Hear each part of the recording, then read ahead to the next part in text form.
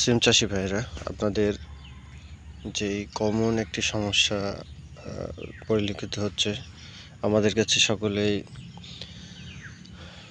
এই বিষয়ে সমাধান চাচ্ছেন। তাদের উদ্দেশ্যে বলতে চাই, আপনারা যে সমস্যাটা দেখছেন আমাদের জমির এই গাছটিতে, প্রায় সকল চাষিদেরকেই বলা যায় কম বেশি তারা এই সমস্যা মোকাবেলা করছেন এবং এটির সমাধান জানতে চাচ্ছেন।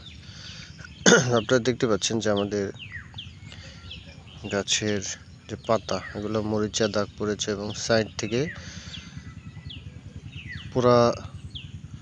পোড়ার মতো শুকিয়ে যাচ্ছে।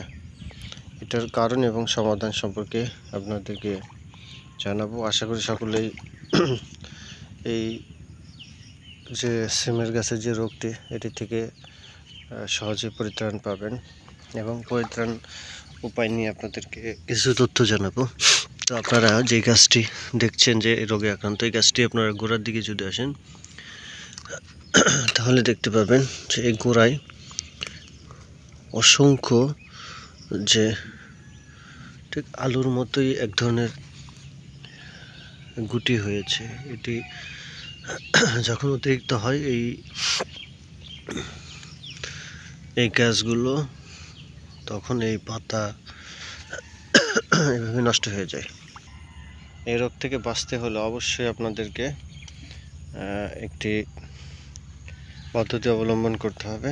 আর স্প্রে করে কোনো ধরনের ছত্রাকনাশক দিয়ে এই রোগ থেকে আপনারা মুক্তি পাবেন না।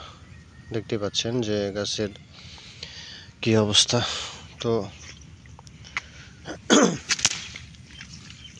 এটা থেকে বাঁচতে হলে আপনাকে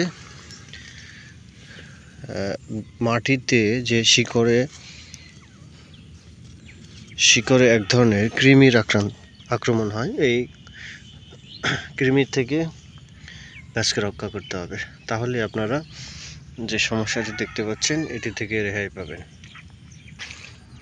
যাই হোক, এই কৃমির হাত থেকে বাঁচতে হলে আপনাকে যেই পদ্ধতিটি অবলম্বন করতে হবে, 33% জমিতে ফিপ্রোনিল গ্রুপের 3G যে দানা কীটনাশকগুলো আছে, সেগুলো মিনিমাম 3 কেজি হারে এবং এরই সাথে